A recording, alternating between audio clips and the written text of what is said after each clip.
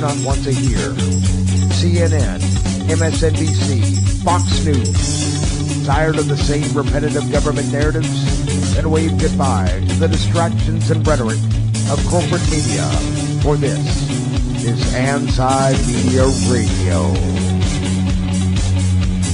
But I want to get the language right. The big government is in trouble. You're all a bunch of slaves!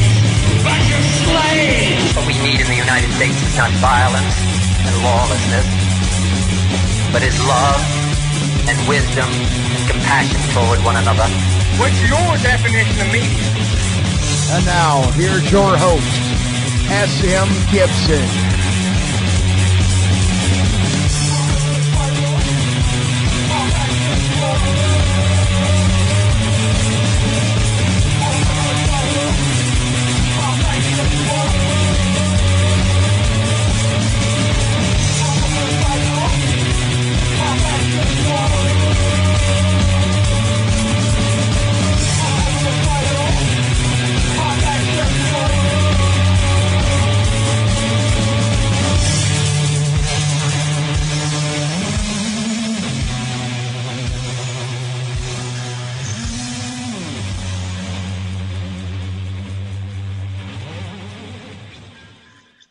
My name is S.M. Gibson, and this is Anti-Media Radio. We are live from San Diego, California tonight. It is February the 16th, 2017.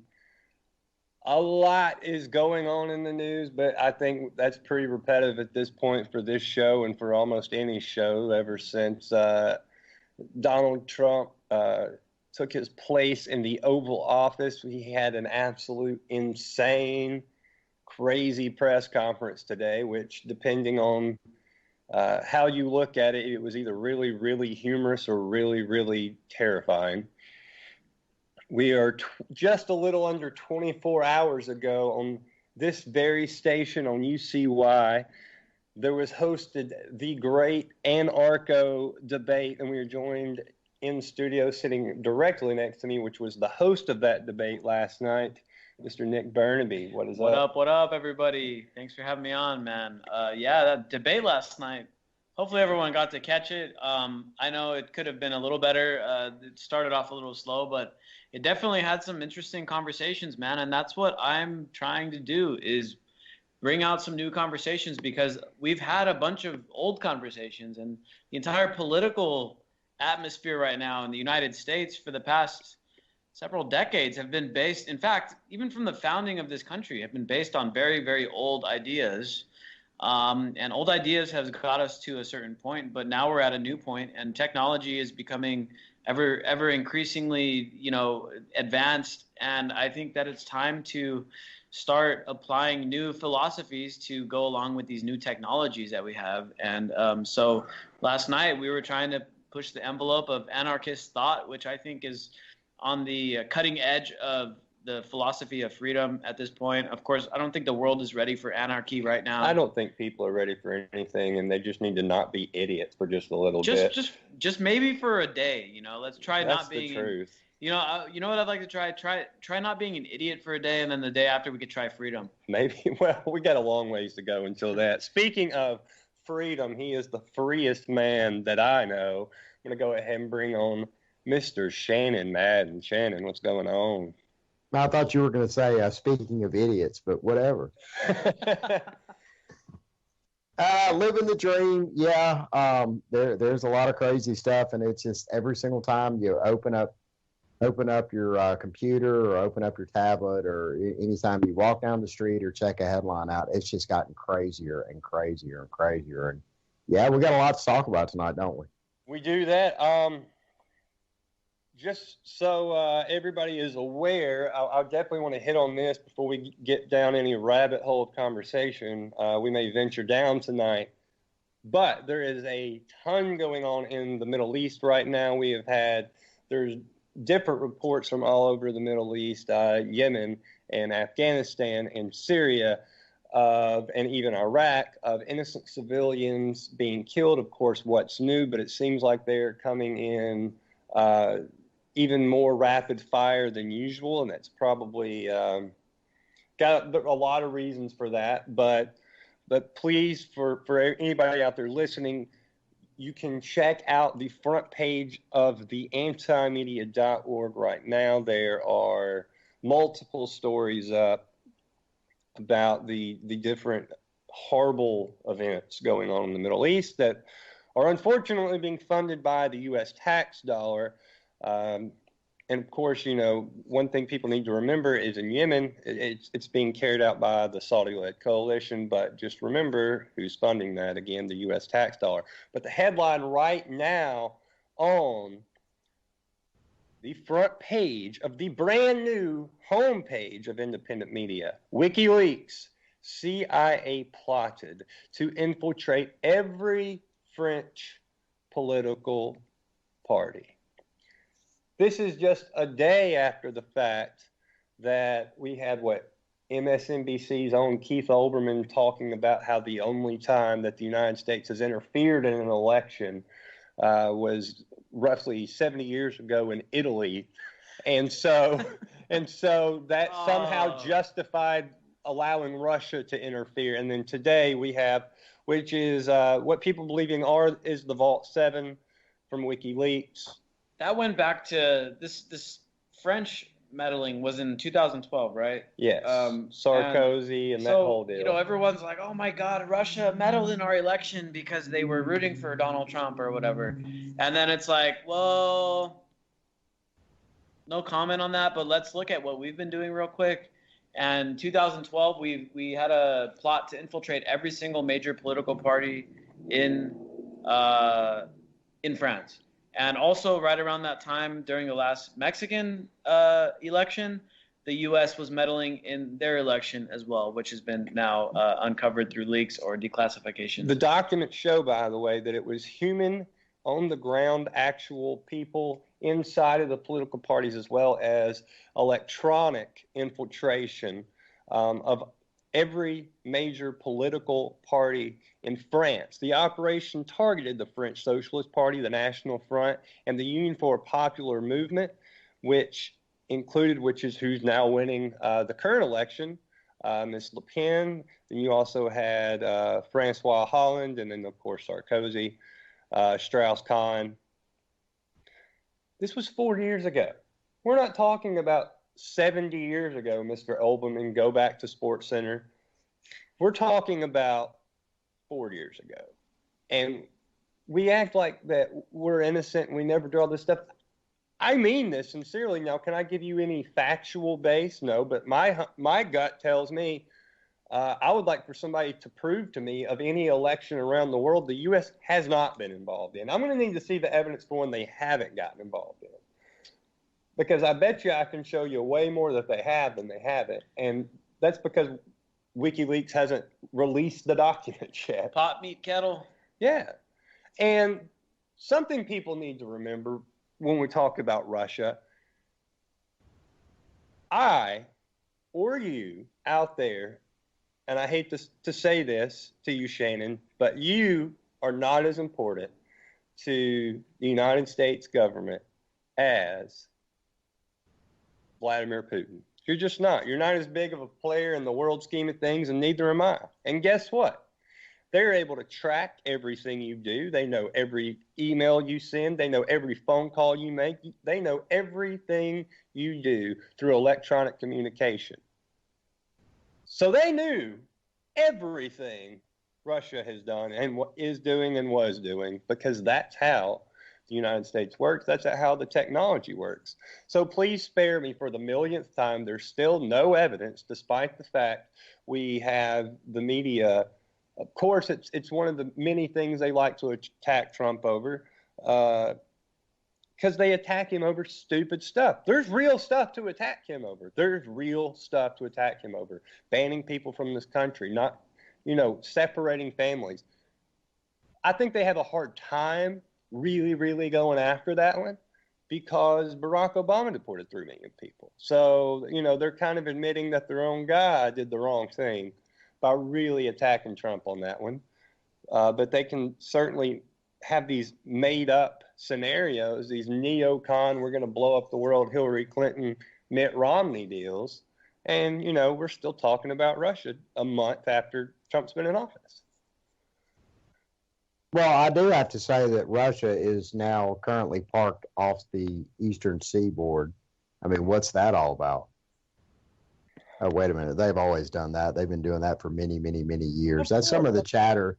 That's some of the chatter that I've heard on social media lately. Well, you know, I mean, for people just clinging to the idea that no, Russia is still bad. And a lot of these folks, I hate to say it, are kind of holdovers from the 80s that think the Cold War was is still going and it's still active. Listen, the flock of seagulls ain't number one on the clock anymore, and Russia's not a threat anymore because times change. Prince is dead. So is Michael Jackson. That's time to move on from the 80s. And George Michael, for that matter. Gracious. And George Michael. The only one still around is Madonna, and who cares what she has to say? That old bag. Exactly. Oh man, yeah, it is really a mess, dude. It's really a mess. It's so hypocritical, and that's really what has come to symbolize U.S. policies now, man. It's just hypocrite everything. We need to stop Russia and Syria from killing their own people. The report just came out 2 days ago. The U.S. is killing more people in Syria than Russia is. It's everything that our government is doing is hypocritical. It's unbelievable. And the media, depending on who's in office or depending on what they feel like doing, they pretend it's not happening one day, and then the next day they pretend it's the end of the world. It's unbelievable. Well, there is something that has rubbed the establishment the wrong way when it comes to Donald Trump. And we talk about it nonstop, Shannon, but we're seeing both sides of this. It's just pure chaos. It's craziness because Trump just spews and says random nonsense. And it appears half the time he has no idea what he's talking about. And so I get people's frustration with that. But what they need to understand, especially the people at CNN and Fox News and NBC, the way they perceive Trump when he's saying all this crazy stuff, that's how sane people perceive them as well.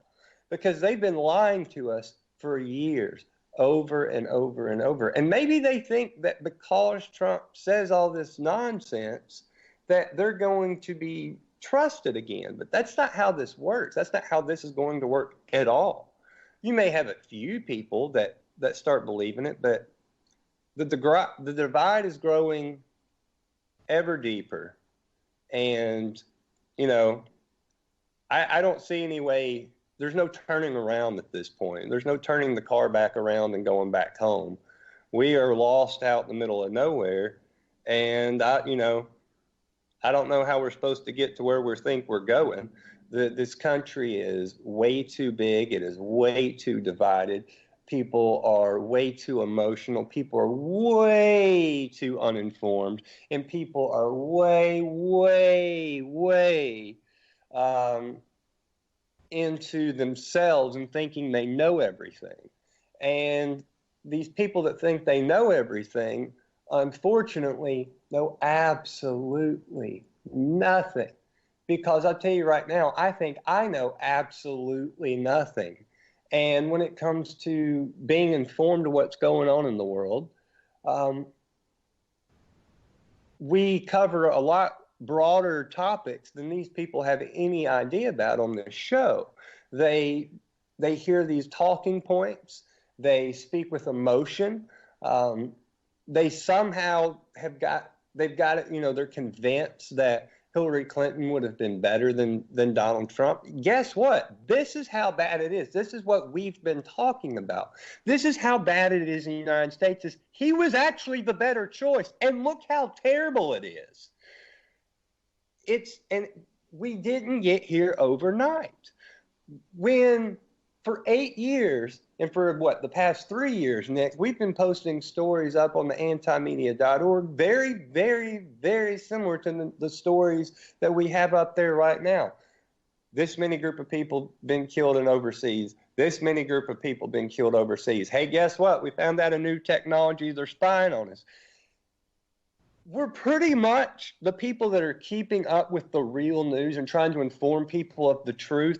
It's just we're repeating ourselves over and over and over with it's a new thing today, it's a new thing today, but they're all pretty much the same. And the reason that this has to keep happening and we're just saying the same thing over and over and over is because nobody's doing anything to stop it. And if you truly believe that protesting about Donald Trump is going to stop anything, it's not. If you think Donald Trump is the problem, you're the problem. Because this problem existed 4 years ago, 8 years ago, 16 years ago, and before that, way before Donald Trump was thought of as being president of the United States. So guess what? You protesting that one man, he's not the problem. It's the entire system in general. Yeah, dude. You nailed it.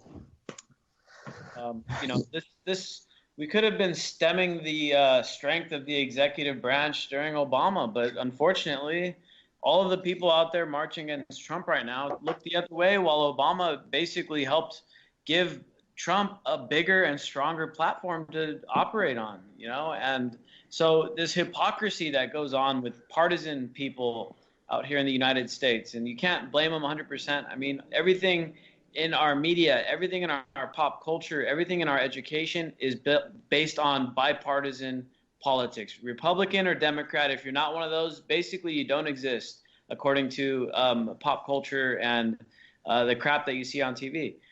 So you can't blame people 100%, but that irregardless, being a hypocrite, not opposing executive power all the time and only opposing it when it's not your guy shoving policies down people's throats, like for instance with Obamacare, is a perfect example of something where when your guy was doing it and half of the country was like, no, I don't want to do this. I don't want my money being taken and used for something I don't want. We had too effing bad. You're going to get it because my guy tells me that it's a cool idea.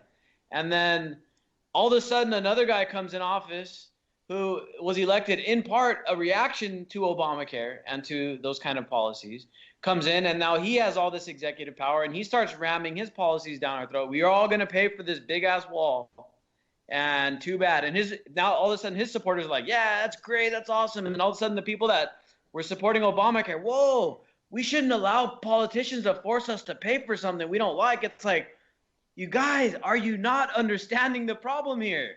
Just because it's your guy doing it doesn't make it okay, and just because it's not your guy doing it doesn't make it bad. We need to have some consistency, and then we wouldn't be in these totally messed up situations. That's the way I see it, man. Well, that's Nick, you know what I really absolutely hate? This actually happened to me yesterday. Just kind of a little bit on the subject of what you're talking about.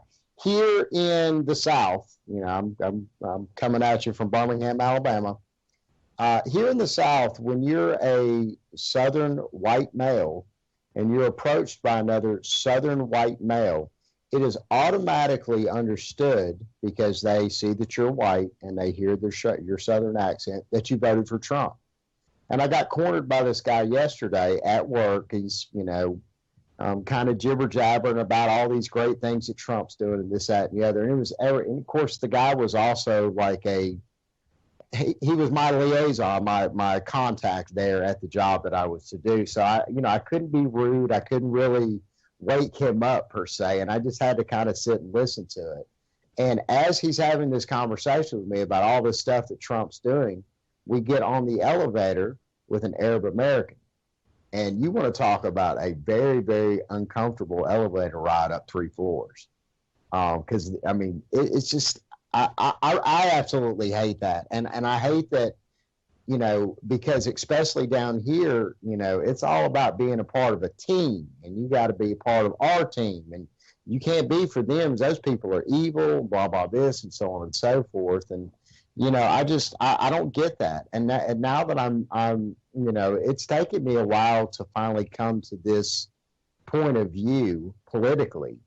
That taxation is theft. That all and all of the things that go with particularly the conversation we had last night, which folks really need to go check that out on YouTube. It is solid.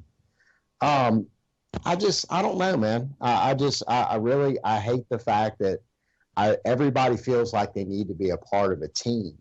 The team that we're a part of is the American citizen. You know, I mean, that's our team right there. Go ahead. Here's the thing with that. I think that used to be the team. I think when you definitely, because there was a World War II, which was, you know, able to collectivize people, but the Cold War, for the morale and propaganda of keeping people together in the United States was a really good thing to keep people in line. And the reason that is because there was a boogeyman. There was a bad man that we could all get together and we could look at and go, they're the bad guy, we're the good guys, we can stay together and keep together. Since the Cold War ended is really, once they lost that true boogeyman is when stuff started kind of falling apart. And then, of course, you had 9/11. And they had the boogeyman, which was Al-Qaeda and Osama bin Laden. And it took people, the information age that we live in and the technology that is advanced, we found out pretty quick that the actions taken post 9/11 as a response to 9/11 were not anything to do with the actual event itself. We were attacking people that had nothing to do with the event itself. In fact, we were attacking the enemies of the people that physically carried out what happened that day. So I think people's trust got completely eroded, and it is human nature to always find a boogeyman. And I think whether there's people out there that their boogeyman became the U.S. government. There's people out there that their boogeyman became patriarchy. There's people out there that their boogeyman became the white guy living down the street, or dare I say, you know, the Muslims across the other side of the world, or people in the projects of Chicago, whatever it is. Everybody has gone out and individually found their own boogeyman. And so we're scattered, and because you control people through fear, people's fear is pointed in every different direction, looking back at each other, and everybody's ready to punch each other out. So I really don't, you know, I don't think there's any going back from where we're at today. The entire world is paid for 9/11, up to and including America's citizens through the Freedom Act and the Patriot Act.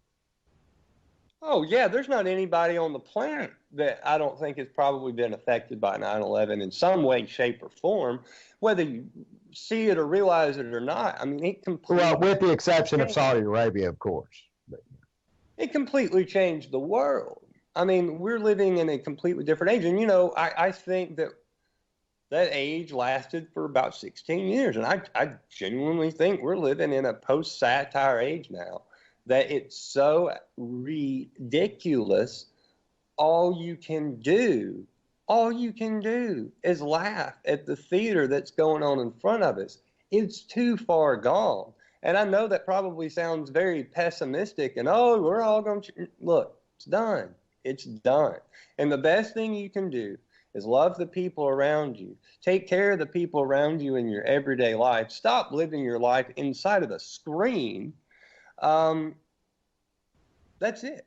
I think people are pointed in too many directions and too many guns pointed at too many people's heads, and nobody knows what they're talking about. Everybody thinks they're right. And if you're not focused on caring about the people around you and you're focused on what the guy in the other yard's doing and you're blaming them for all your problems, whatever it is, whether you're focused on anything, stop blaming, stop attacking. We get it. There's injustices in the world. It's terrible. When you see one, do something about it. But stop thinking everything in the world is because of this, this, and this. You know, you live life that way. I would have to propose, though, that maybe we need to stop giving consent to this system. I certainly didn't go drive out to the polls this year, last year. And you and half the country didn't. I mean, you know, 2/3. That's it. I mean, that's not a That's not the minority anymore. But again, the United States was faced with the two worst candidates that's ever been put in front of them. So what are you to do? I think people are tired of consenting, Shannon, but as of right now, there's no options in front of them as far as a political system. And you got to... What happens, though? What happens if every single person stopped voting? Nothing. Let me tell you something. We talked about this, and I've had people that don't understand what I mean when I say this, and that's, I guess, for whatever reason. The powers that be do genuinely want less people to vote. Because the less people that vote, the easier it is for them to continue being elected. That's why it's, when you have in a down election, you have way less voter turnout, and you always almost see the incumbent win, because that's, the less voter turnout, the better it is for the establishment, the better it is for the system. So the people in charge do not care that you're not voting. They don't see that as a protest whatsoever. They think it's good. That's less people we have to deal with and worry about. They don't care. As long as they're in power, in charge, they could care less who's voting. I don't know. I would disagree with that, because I think non-voting as a tactic is legitimate, because they don't care. You vote with your dollar. Once it hit, money talks. I agree with that too, but also I think that the act of non-voting is probably one of the more effective forms of protest, because you're saying that you're not consenting, back to like what Shannon was saying. I mean, the best thing you can do at this point, we all know we're in a corrupt system. There's no reforming the system, dude. We're not going to fix it. I'm sorry to break it to anybody out there that thinks we're going to vote our way into prosperity or vote our way into justice. The systems don't get better. Government gets worse over time. It starts as a republic, it devolves into an empire, and sooner or later you have an emperor, and sooner or later that empire collapses. That's the way government goes. So, removing your consent from it now, it basically shows that you know what's coming, and you're not signing off on it, basically. Look, bad shit is still going to happen. The bombs are still going to drop. But by saying that you don't consent and you're not voting, at least your signature is not on that bomb. Here's what I mean? Here's where you're right. If you're not, and I didn't vote. We all know that. But not doing it, you should do it for your own moral reasons, because you, like Nick said, you don't want to sign off next to what they're doing. But as far as it, you think you're making a point to the establishment, and you think that, they're getting our point, we're getting our message through to them. No, they don't care if you don't vote. Again, the less votes, the better for them. I'm telling you, that's how it works. Now, for the personal individual, by all means, don't sign off on something you don't believe in, because that's how we get down these roads. That's why when they present to you two bad candidates, don't vote for either one of them because of this, we have to vote for one mentality. No, I completely agree with that. But I'm telling people, it's not sending a message to Washington, because they don't care. Yeah. Well, here's the thing. They'll care if the people started realizing what was going on. Now, right after the election, I wrote an article called Nobody Won for President. And the reason I wrote that article was because this narrative is presented in the media. How many times have you heard this? Hillary Clinton won the popular vote. How many times have we heard this? Million times we've heard this narrative. Hillary Clinton won the popular vote, but, Trump still won the Electoral College because he got, this percent and that percent. All of that narrative is wrong. It's all wrong. Nobody won the popular vote. 2/3 of the country didn't vote for either one of those people. In fact, in the primaries, only 9% voted for Trump or Hillary in the primaries. Now, the problem is that the narrative is always telling us, half the people voted for Hillary, half the people voted for Trump, and that's just the way it is. No, it's all wrong. 24% of the people of eligible registered voters voted for one of them, and 24% of the people registered voters voted for the other one. Yeah, so not even over the majority of the registered people cast a vote. So the reality is these politicians haven't received a popular vote in a very long time. In fact, Obama, in his last election, he got like 31% of eligible voters. So, we're talking extremely... He did better in 2008 because people hadn't figured out he was a giant scam yet. Well, yeah, we're talking... Yeah, in 2008, he had really high turnout. But, we're talking about very, very few people voting compared to the general public. And in the past, looking at where tactics of non-voting have actually worked, well, there's a great example in apartheid South Africa, man. This is what helped bring down the apartheid government. Is South Africa perfect now? No. South Africa is still totally fucked up. But one of the tactics that helped bring down the apartheid government was the act of non-voting. And then eventually, the South African government lost legitimacy because not enough people were voting for them. And then all the results got thrown out, and the government was thrown out, and there was a new referendum. And that's more or less when Nelson Mandela came in and became president. And so I think the tactic of non-voting could work, but we'd have to change the narrative. Right now, the narrative has been completely hijacked. We all think that Hillary Clinton won the popular vote. Hillary Clinton got very, very few votes compared to the popular vote. And I don't, this is one thing that, look, until I get evidence that it's not true, Trump says all these illegal. Look, I told people before the election, I tell people today, I don't trust the votes in this country. I don't trust how they do it. I don't believe anything they say. I think they can hijack the machines. Actually, I don't think that. I know for a fact that they can. And everybody in this country should be aware of the fact that they can. We have had many, many, many, many elections in this country where the voting is not exactly on the up and up. And when I say that, you say, well, many, many, many, look back at George Bush and Gore. And let's not talk about popular vote, not popular vote. We're talking, look what happened in the state of Florida. Something very questionable happened there. And the other massive one was, everybody's favorite son, John Kennedy. That wasn't exactly on the up and up either. So for Donald Trump to say, well, I don't trust the results of the election, me neither, Donald. Me neither.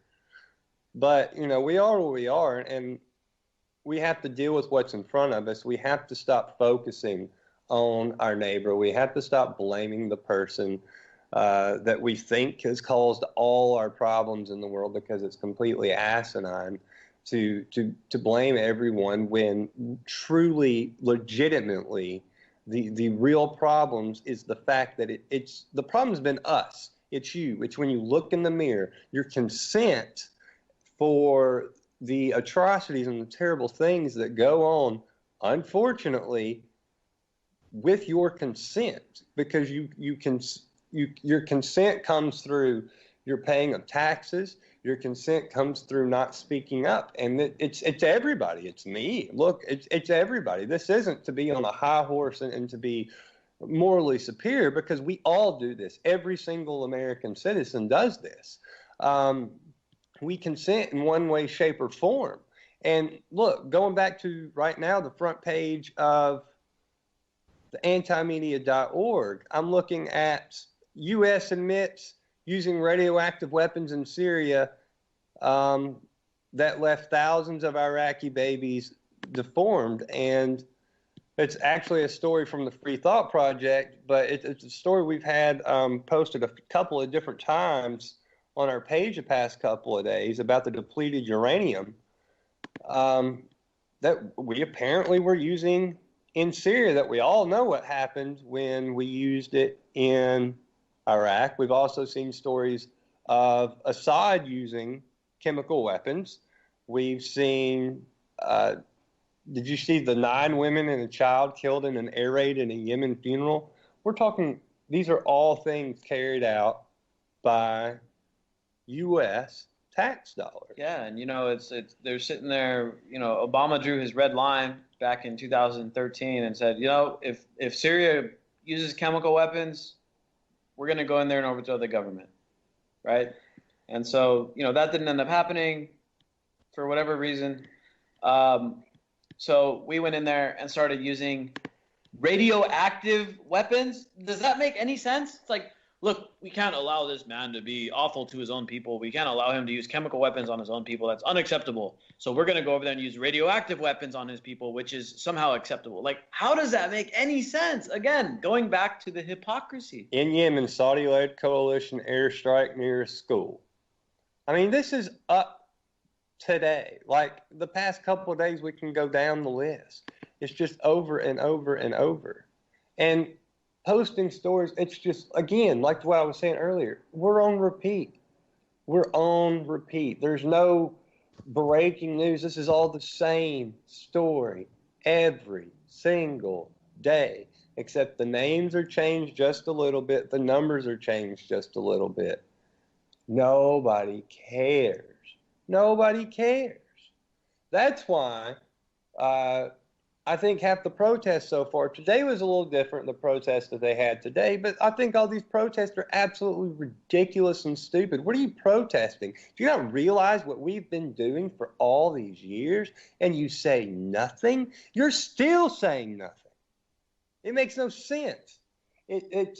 They're getting worked up because of basically they're becoming a meme because of a meme. Like we're so dumbed down, and we have no sense of morals. We have zero sense of principles. And the people that think that they're principled, I'm standing up because Donald Trump said something in the bus one time. Look, I get it. That doesn't make what he said right. It's certainly not. I'm not defending the man for it. But by the way, the last president bombed 8 countries. So maybe that's a bigger concern for you. But, they don't care. It's all about my football team's going to win. And my football team's Democratic Party, or my football team's a Republican Party, or whatever it is. I get that it's human nature that people want to come together and want to be on a team. That's fine. But that doesn't mean you can't be principled, and that doesn't mean that you can't be awake and be informed and make the right decisions instead of selling out all your principles, all the things you supposedly believe in that you clearly don't believe in because you do nothing about it. Yeah, dude, and look at it. Let's push this to the extreme. Just because your team is the guy doing it doesn't mean it's okay to look the other way. That makes you as bad as the people that covered up. It means you're on the team of the bad guys. That makes you as bad as the people that covered up for what's his name, Sandusky, right? Like, well, he's our coach. He's our college. So we got to cover up. Right. You're all Joe Paterno. Is that a good way to put it, Shannon? Man. If I knew it was going to be that kind of party, I'd go ahead and start pulling up my Ohio State stats. Let me go ahead and do that right now. It literally is that kind of party, though, because look at what we're talking about with John Podesta. Let's go there. I don't care. Look, I don't care. I'm not going to run from something that needs to be questioned.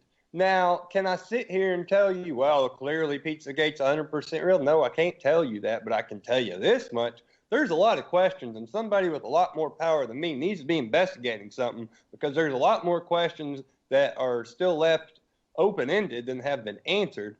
And he sure is hanging around a lot of pedophiles, I'll say that, because you got Dennis Hastert that went to jail. You got Jeffrey Epstein that went to jail. You got Lars Silsby that went to jail. Why does that man know so many pedophiles?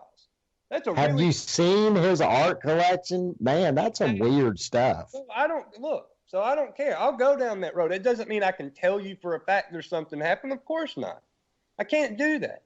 But it goes back to like 9/11. Can I tell you what happened on 9/11? Absolutely not. Have no clue what happened. I don't. I know what didn't happen. I know what my eyes haven't seen. And I know, buildings falling really fast. That doesn't mean and people are like, well, you can't answer every single question. And because of that, you must be wrong or you must be crazy for asking simple, genuine questions. And we as human beings just need to be allowed to ask questions. And it's when you suppress someone for asking a question, that's when you're doing the most disservice. When you put this peer pressure going, you're crazy, you're this, you're that, because you asked a question. When you have we're having, of course, this huge debate over fake news. I did it today with Trump. I mean, he's in it with CNN all the time. Anytime anything comes out of his mouth, they put up brackets and say, oh, it's not true. It's fake. But speaking of the Pizzagate thing, many times, again, I don't know what happened, and I'm not saying one way or another, but I know that they would automatically go, this is fake. They would say it. They would write it and scroll it across the bottom of the screen. This is not true. This is fake. This is phony. This is made up. Never, ever, ever, ever providing any evidence of the contrary. Never suggesting not one shred of evidence to disprove anything we know. Just that it's fake. Trust us, because we've never lied to you before. All they've done to us for as many years as I can remember is lie to us. So, that's the thing. Think about how people do not trust Donald Trump. They don't trust him. And guess what? He's still more trusted than them. They refuse to accept that. And there's definitely a war going on in this country that's going on behind the scenes, and it's for the influence of the American people. Because I think the people that have had all the influence, that have influenced people for all these years, they've lost it. They've lost control. The internet, the power to communicate with each other, the power to talk to anybody around the world at a moment's notice, the power to somebody to live stream something and you see exactly what's happening when it's happening. Their narratives have crumbled. And we realize that what they've said is not true. And they're still hanging on to it for dear life and pointing fingers and blaming everybody. But, again, that's a human nature thing. No matter what you're discussing, always blame the other guy, because nobody can ever accept their own wrongdoing. Yeah, man. I remember when I first started getting into activism a few years ago. This must have been like in 2013 or so. I interviewed this woman. She was part of the parliament in Afghanistan, and she was like a women's rights advocate, and she survived 4 or 5 assassination attempts in Afghanistan. Very, very awesome woman. She was against the Taliban. She was against the opium cartels. She was against the U.S. occupation. I mean, she had enemies on every side of this thing, and that's why she survived so many assassination attempts. I got a chance to talk to her for a few minutes, and she told me something like this. There are 2 superpowers in the world, the U.S. government and the opinion of the U.S. public. And those are the 2 things that people are concerned about. They're at odds right now. They're at war with each other, and those 2 things. Like you said, there's a war going on for the public opinion, and it's in disarray right now. We were just talking about this before we started the show, about how everybody who like even probably our followers fall into this group, even though I'd like to think that our people are more free thinking than the average person in this country. The news that I see is legit, and the websites and news outlets that I follow are legit, but the other ones are probably fake. That's what people think right now. Well, everybody thinks. Well, here's the thing I want to say. There's become a departmentalization of public opinion in this country, and it's both a good and a bad thing. I want to say this real quick. You said our followers. You know what? For me personally, and I know you feel this way, maybe fully as much as I do, but you know what? I don't feel like we have followers. I don't feel like anti-media has followers. I feel like we're legitimately all coming together. Like, if anything, I'm following the people's direction sometimes, and I'm just trying to push the genuine stuff that I find out on them. This is something to do to come together, and that's something we're lacking. CNN thinks they have the authority to tell you, or Trump has the authority. And in fairness to Trump, he technically does at this point. CNN still has no authority. I mean, Trump is what he is. He's an elected official president of the United States. But everybody feels like that they have either the moral authority or they're standing or because it's the established way. Whatever it is, everybody thinks they have some sort of authority to tell. And what I find hilarious is that CNN was one of the biggest ones to come out and say, after the election, fake news is the reason Trump won, and fake news and Russian propaganda and blah, blah, blah, blah, blah.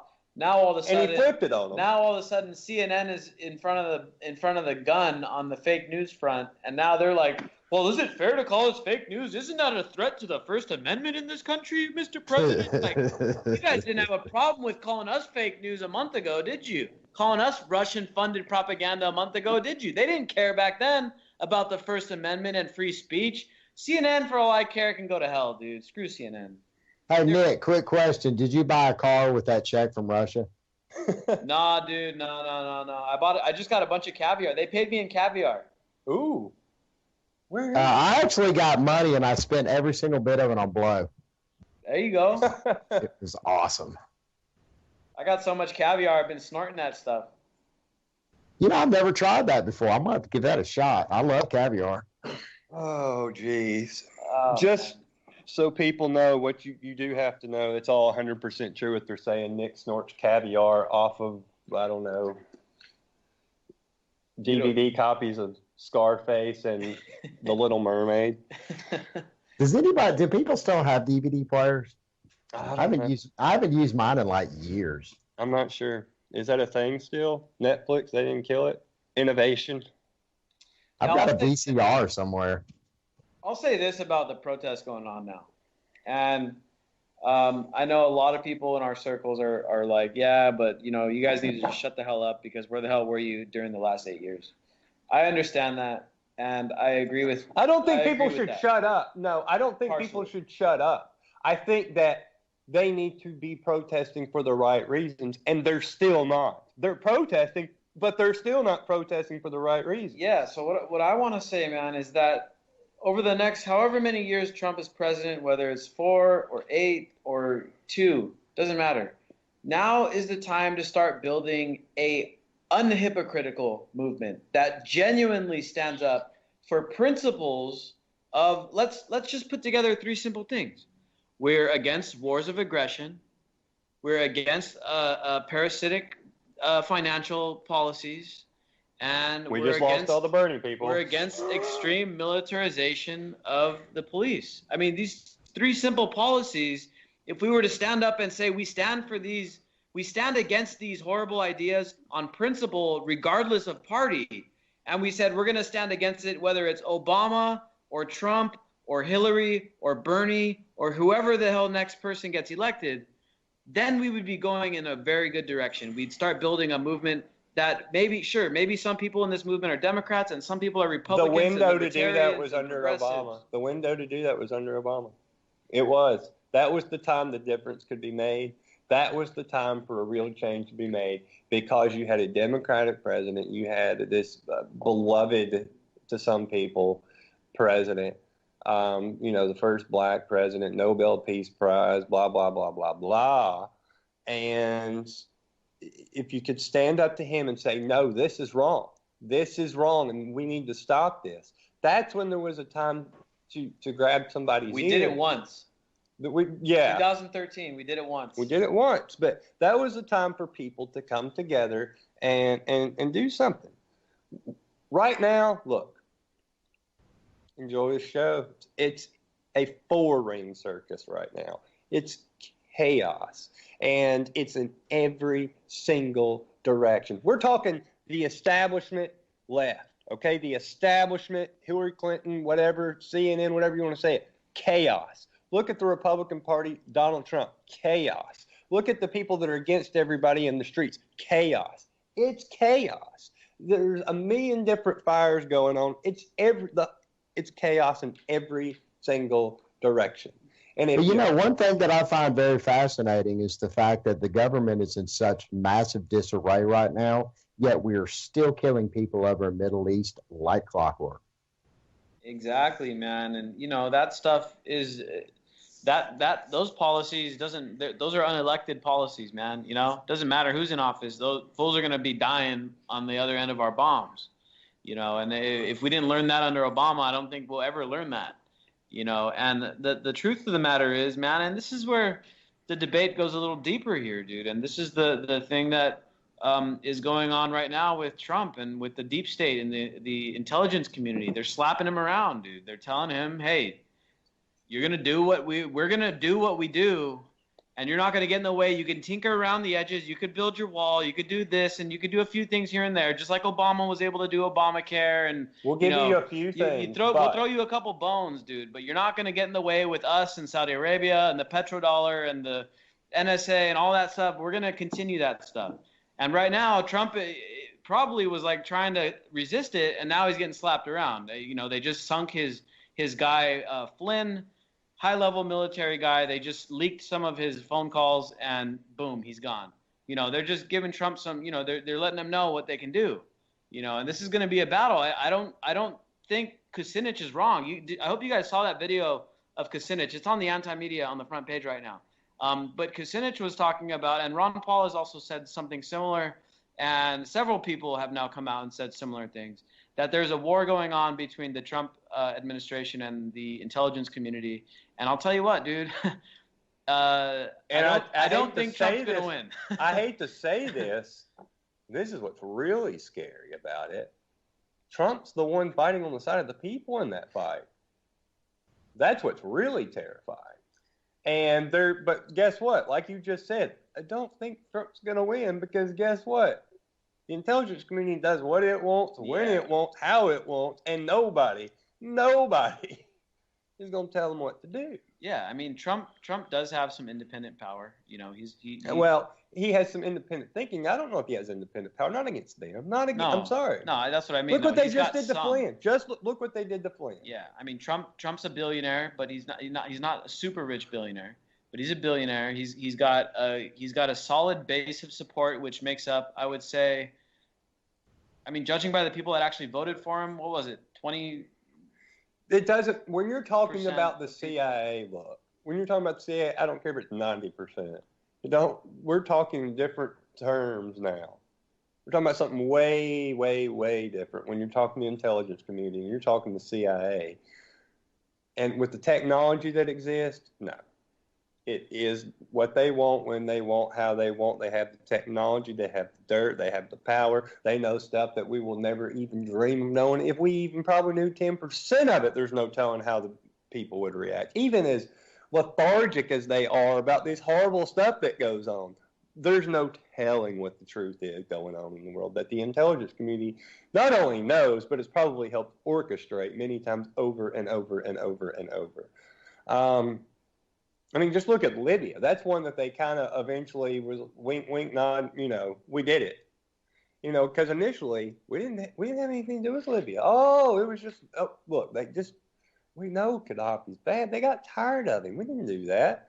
And somebody like me that believes nothing that I hear, I initially was like, clearly that was part, an intelligence operation. I certainly could have been wrong at the time, but my gut feeling was that it was the U.S. intelligence community that did it. And certainly, that's ended up what being the case, because Hillary Clinton thought she was going to be able to hang her hat on that politically. And so they all kind of came out and was like, yeah, we did it. Gaddafi's gone. It's great. It's going to be wonderful in Libya. And then it all fell apart. And it really fell apart.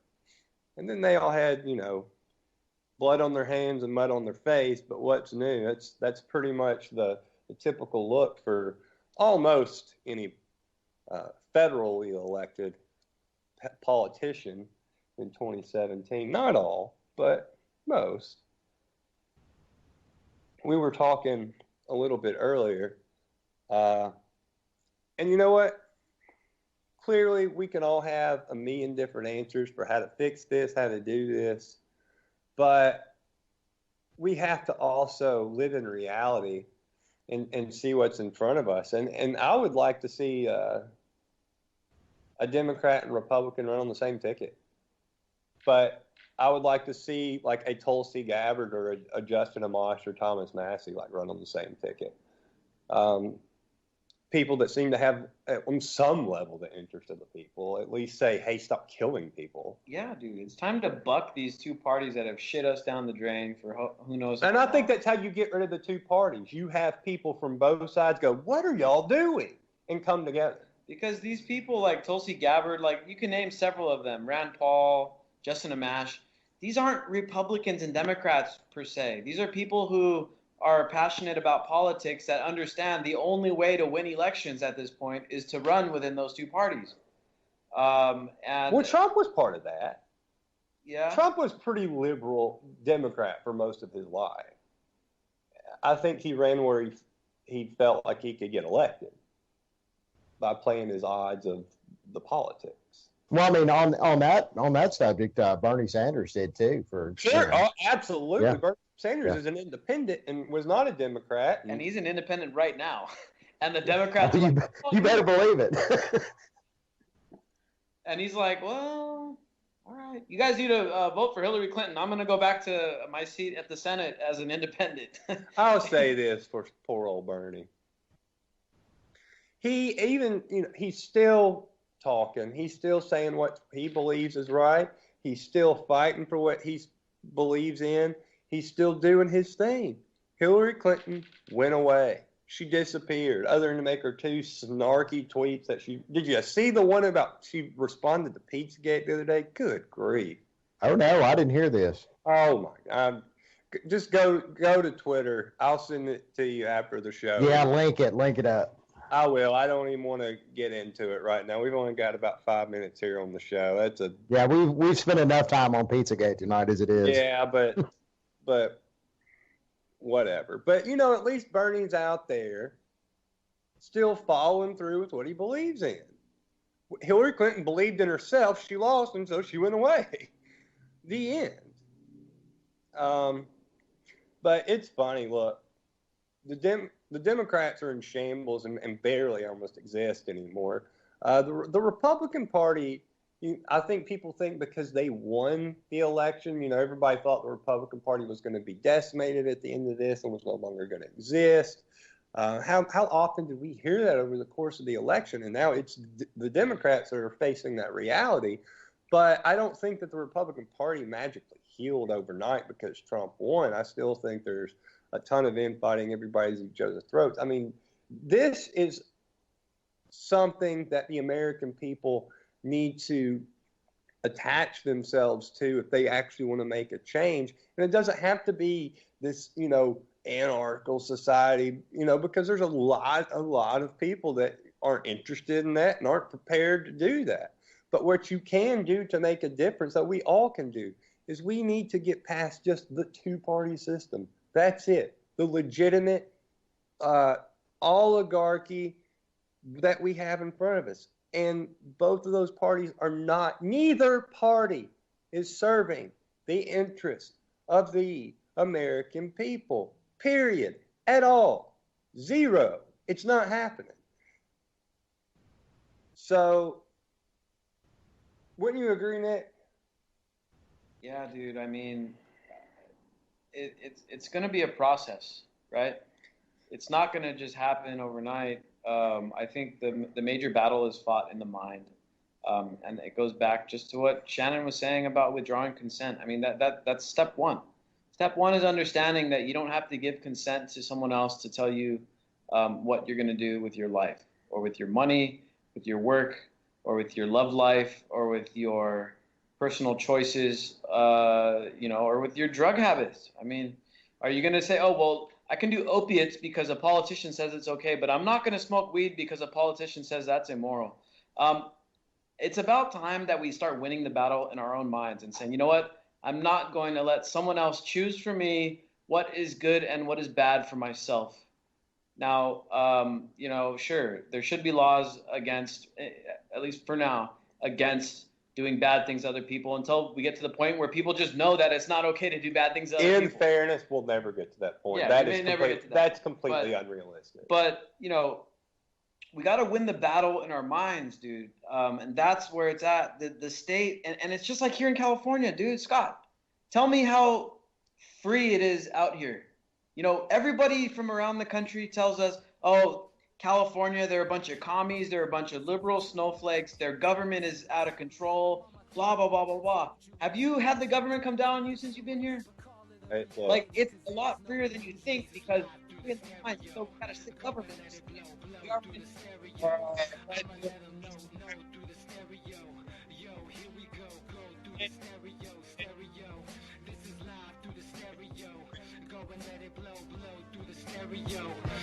let them know, no, through the stereo. Yo, here we go through the stereo.